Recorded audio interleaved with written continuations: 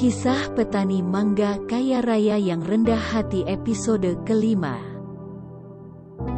Setelah diantar oleh petugas keamanan untuk masuk ke ruangan kepala cabang, Suji pun langsung disambut hangat oleh Pak Indra yang telah menunggu bersama Pak Arif. "Silahkan Nak Suji duduk," sambut Pak Indra dengan ramah usai menjabat tangan Suji. "Tadi saya dan Pak Arif sudah ngobrol terkait rencana transfer uang 250 miliar rupiah dari perusahaan Pak Arif ke rekening Nak Suji. Kami meminta Nak Suji untuk mengisi formulir ini dan minta fotokopi KTP Nak Suji ya untuk keperluan pembuatan buku rekening tabungan," ucap Pak Indra sambil menyodorkan sebuah kertas kepada Suji. Suji pun lantas menerima dan langsung mengisi formulir tersebut. Saat Suji mengisi formulir, tiba-tiba Pak Indra bertanya, "Nak Suji, rencananya uang yang segitu banyak mau dipakai buat apa?"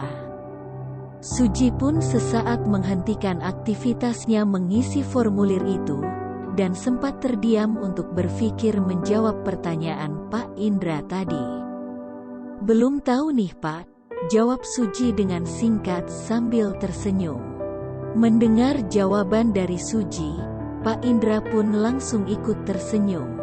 "Apakah Nak Suji ada rencana untuk berbisnis?"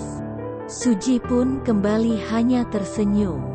Tak berapa lama Suji kemudian bergumam, "Jika nanti memungkinkan, saya ingin membantu para petani yang terjerat hutang ke rentenir.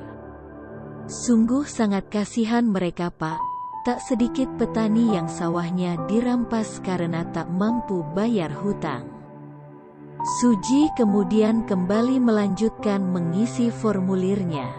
"Oh iya, saya jadi ingat, kemarin ada salah satu direktur dari perusahaan yang bergerak di bidang perkebunan sempat mengajukan pinjaman ke bank ini," ungkap Pak Indra. "Katanya dia butuh dana segar untuk mengatasi kerugian di perusahaannya akibat anjloknya produksi di lahan perkebunannya. Kalau tidak salah beliau butuh dana segar sekitar 15 miliar rupiah. Saya sempat membantunya untuk mencari solusi terkait penyediaan dana itu.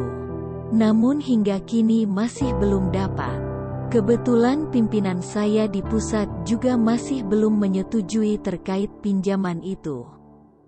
Barangkali Nak Suji tertarik untuk terjun di bidang perkebunan, sepertinya bisa berkolaborasi dengan beliau."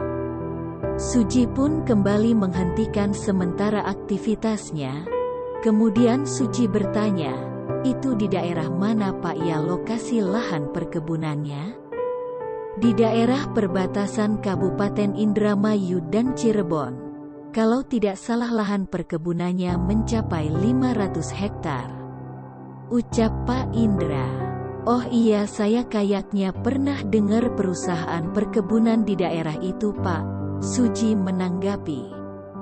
Dirinya teringat dengan obrolan warga di kampungnya yang membicarakan Pak Yana, salah satu orang kaya di kampung yang berambisi memiliki tanah yang luas.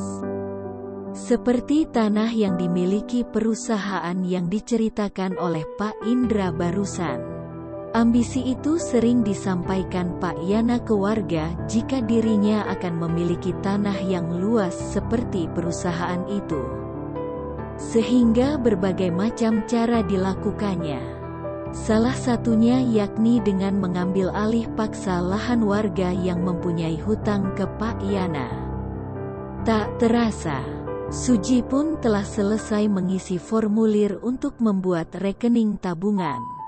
Dan tanpa perlu menunggu lama, rekening milik Suji pun langsung jadi, setelah diurus oleh salah satu anak buah Pak Indra.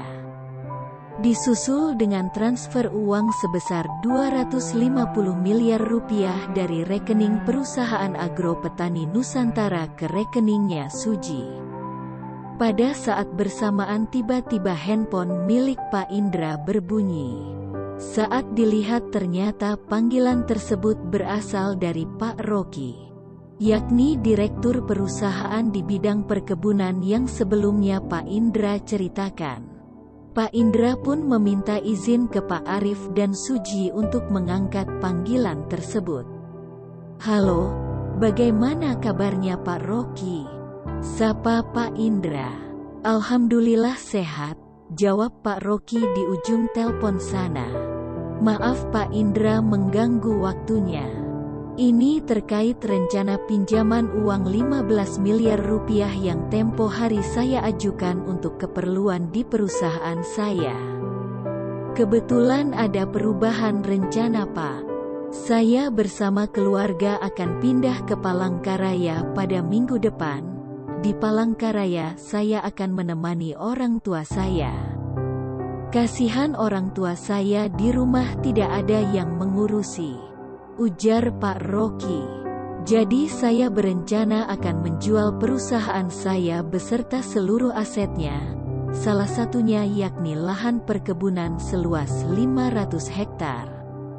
"Oh gitu," jawab Pak Indra. "Iya maaf Pak Indra, saya baru kasih info sekarang, kebetulan rencana pindah ke Palangkaraya juga mendadak. Selain akan menjaga orang tua saya di sana, saya juga mungkin akan beralih bisnis ke sektor pertambangan yakni batu bara. Jadi untuk perusahaan perkebunan saya jual untuk modal bisnis batu bara," lanjut Pak Rocky. "Barangkali nanti ada kenalan Pak Indra yang tertarik untuk membeli perusahaan perkebunan milik saya bisa langsung kasih kabar ke saya. Dan kita bisa sama-sama ke lokasi perkebunannya. Rencananya Bapak akan jual berapa ya?" tanya Pak Indra. "Rencananya akan saya jual 150 miliar Pak," jawab Pak Rocky. "Baik Pak, nanti saya langsung kabari kalau ada yang tertarik untuk membeli perkebunan milik Pak Rocky. Terima kasih Pak ya atas bantuannya selama ini. Mudah-mudahan nanti segera ada yang tertarik untuk membeli perusahaan saya. Sekali lagi terima kasih Pak, selamat siang." Pak Rocky pun menutup teleponnya. Setelah menerima telepon dari Pak Rocky, Pak Indra pun langsung menceritakan terkait pembicaraan dengan Pak Rocky tadi ke Suji dan Pak Arif. Dan secara tak terduga, Suji pun langsung meminta ke Pak Indra untuk mempertemukan dirinya dengan Pak Rocky. Suji merasa terketuk hatinya untuk ikut membantu Pak Rocky, mengingat alasan Pak Rocky menjual perkebunannya untuk pindah ke Palangkaraya demi menemani orang tuanya. "Baik nak Suji," jawab Pak Indra. Pak Indra pun kemudian langsung menghubungi balik Pak Rocky agar dapat mempertemukannya dengan Suji. Dan akhirnya disepakati pertemuan tersebut akan dilakukan pada esok hari. Apakah rencana pembelian lahan perkebunan 500 hektar milik Pak Rocky oleh Suji berjalan mulus?